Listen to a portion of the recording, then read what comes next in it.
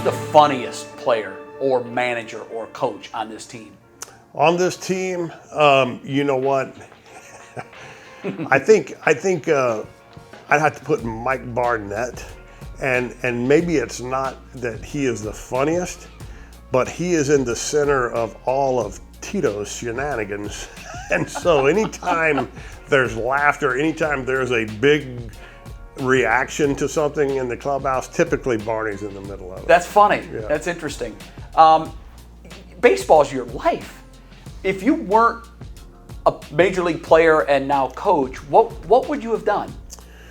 Well, I'll tell you what I would have liked to have done, what I would love to have done was play saxophone for Earth, Wind and Fire, okay? But I can't play any musical instrument, but I love Earth, Wind and Fire and I love saxophone. If I were not, truthfully, I don't know. Maybe sales. Honestly, my passion, I was extremely close to my maternal grandmother growing up. She lived next door. We lived on the farm. She, had lived on her whole life.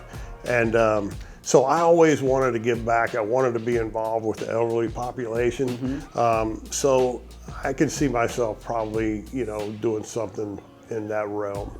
Interesting. You might have to think about this one for a second, because this is one that you probably wouldn't have right off the top of your head. But I'm looking for the best piece of advice you've ever been given in your entire life, and who gave it to you. And it might take a second to think about that, but that's okay. Well, no, I mean, there are a couple of things, I can think of, but truthfully, my father always told me, treat people how you want to be treated. Do the right thing.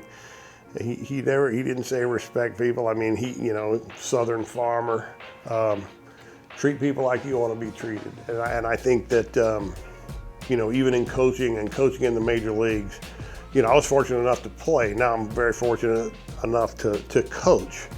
But I know what the game means to those guys still, the players in the clubhouse. And, we get to have great moments with them, but we have to have really difficult conversations at times. And I think always trying to empathize and understand, this is their life, and just communicating with them like you would want to be communicated with. Yeah. I think, there's never anything bad that can happen if you tell the truth. Dad was a wise man. I know that in the baseball season you get so few days off, but during the course of the season, what's your perfect day off? What do you do? Oh my, well, honestly, it doesn't happen often. A perfect day off is my wife and I being able to spend time with our kids and grandkids. My wife's always there, blessed to have her with me. My kids are, they're at that stage of life where they're working and supporting their own family. So they visit Cleveland, they come and see us occasionally on the road.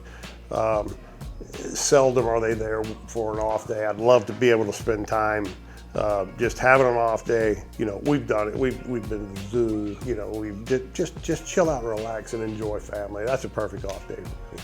Good answer. Two things, and then we'll let you go. Best thing about being a major league lifer? Oh, wow.